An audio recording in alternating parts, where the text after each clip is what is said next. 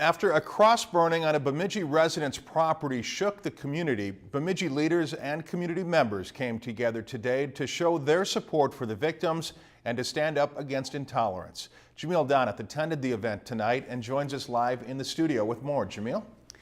Dennis, only 3 weeks ago, the Bemidji community got quite the shock when two men allegedly burned a cross inscribed with racial slurs on a Bemidji woman's front lawn. But at today's rally against racism, Bemidji leaders and community members spoke loud and clear. We stand against prejudice.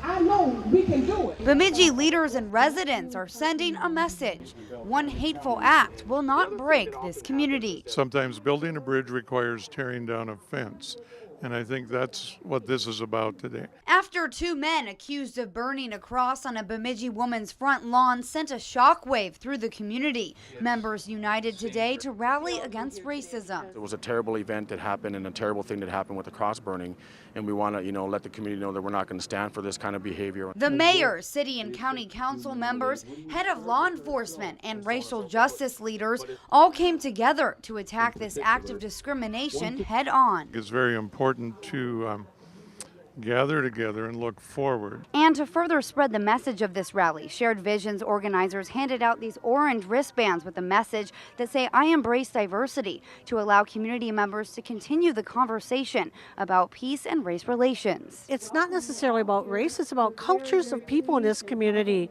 and education for our community. So this is just a start. While the purpose of this peaceful demonstration was to focus on forward thinking, it was hard to avoid the painful truth that racism still very much exists. I'm sorry the incident happened in Bemidji, but out of every disappointment, I always say, there comes some light, there comes something good. It only takes one hateful act to rip a community apart, but for the Bemidji community, it has brought them even closer together.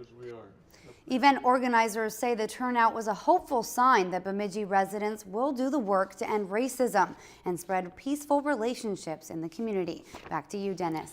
Okay, thank you very much, Jamil. The two men arrested for the cross-burning case have been charged with felony stalking and harassment and aiding and abetting a criminal.